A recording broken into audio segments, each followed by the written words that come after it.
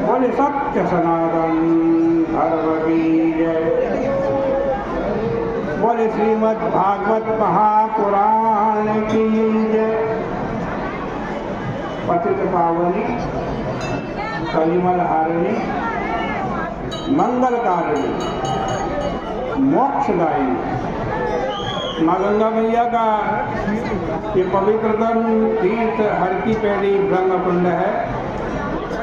श्रीमद् भागवत जी की चर्चा चल रही थी। हम श्रीमद् भागवत जी के दशम स्कंद के 90वें अध्याय पर पहुँचे। सुखदेव जी कह रहे सुखम कपुर्याम निवसं द्वारिकायां श्रियःपति सर्वसंपत्समृद्धायां पुष्टायां दृष्टिपुंगवै। सुखदेव जी कह रहे हैं कि परीक्षित, भगवान अपनी सुंदर नगरी द्वारिका में सुखपूर्वक निवास करते थे। उनके पास सुंदर सुंदर स्त्रियाँ थी, अनंत संपत्ति थी और बड़े बड़े मनोरम महल थे। वे अपनी श्रीमतियों के साथ जल विहार करते। तब गंधर्वादी गाजे बाजे के साथ उनके यश का गान करते थे। देखो, वेदज्ञ ब्राह्मण लोग जो हैं वो केवल स्वर्ग को पुरुषार्थ मानते हैं। 4 पुरुषार्थ होते हैं ना, धर्म अर्थ काम मोक्ष। लेकिन बड़े बड़े ब्राह्मण लोग कहते हैं परम पुरुषार्थ स्वर्ग है, और उनकी मान्यता ठीक है, वैदिक है। वे यज्ञ यागादि द्वारा जीवन भर अग्नि के सामने बैठकर के हवन कर, अग्निहोत्रादि कर, उसका फल उनको मरने के बाद प्राप्त होगा। यह भी ठीक है, इसमें कोई अशास्त्रीय बात नहीं, अवैदिक बात नहीं। परंतु मनुष्य के जीवन में केवल यज्ञ और उसका फल परलोक ही सब कुछ नहीं है।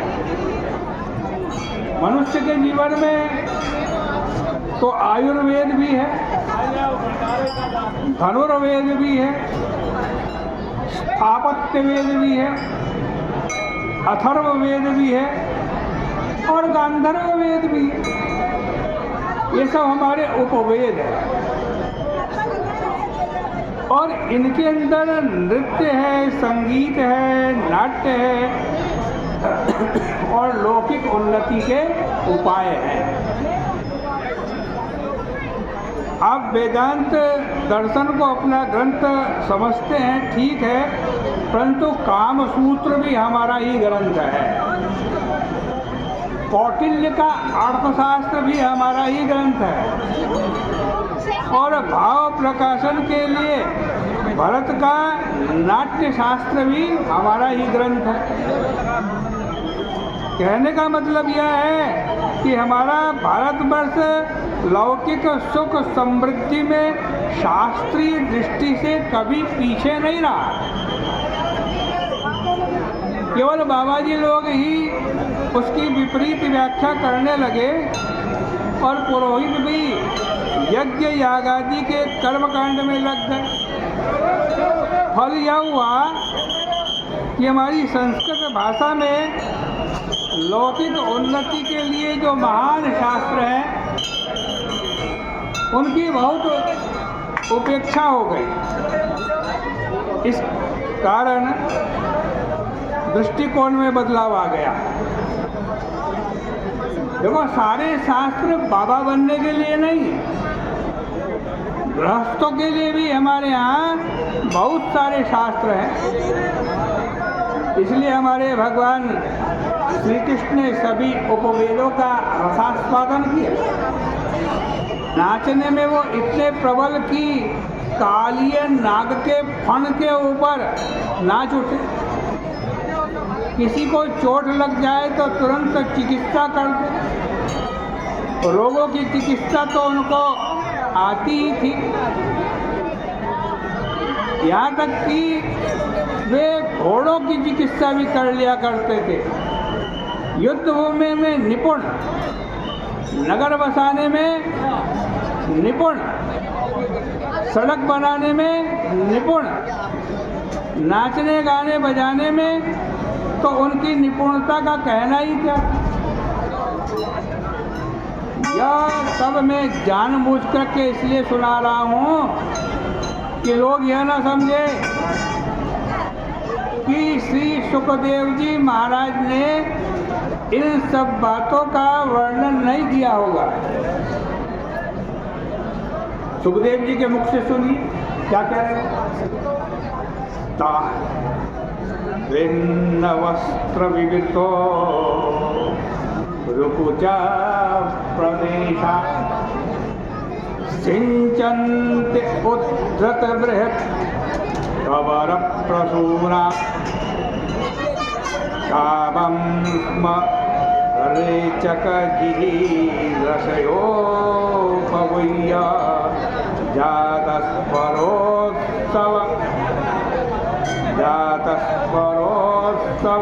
लसत् वदना। का मतलब सुनिए तो ये स्वयं सुखदेव जी महाराज कह रहे हैं। भागवत जी में क्या कह रहे हैं? कह रहे हैं कि जब श्री कृष्ण अपनी श्रीमतियों के साथ विहार करते तब एक दूसरे के ऊपर पिचकारियों की बौछार होने लगती और ऐसा लगता मानो यक्ष और रक्षिणी आए क्रीड़ा कर रहे। वस्त्र सबके भीग जाते और पत्नियों के जांग और वक्षस्थल खुल जाते, उनकी चोटियाँ खुल जाती। फिर भी वे कृष्ण की पिचकारी छीनने के लिए उनके ऊपर टूट पड़ती, लेकिन पिचकारी छीनना तो भूल जाती। दोनों हाथों से पकड़ करके उनको अपने हृदय से लगा लिया करती। कृष्णस्तु तत्तन विशत् जित कुंकुमंत्र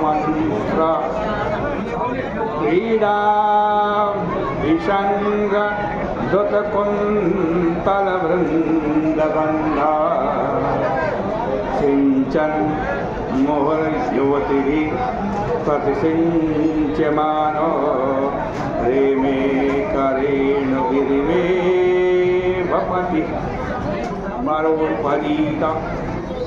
देखो क्या कह रहे हैं। क्रीड़ा करने के समय भगवान श्री कृष्ण और उनकी पत्नियां उन नट नर्तकों को अपने अपने वस्त्र और अलंकार बांट दिया करती थी, जिनकी जीविका गीत वाद्य होती। भगवान की चाल ढाल, बातचीत, चितवन, मुस्कान ऐसी होती कि रानियों की चित्रवृत्ति उन्हीं की ओर खिंची रहती। कभी कभी तो भगवान के सामने ही प्रेमोन्मत्त की तरह वो बातें करने लगती थी।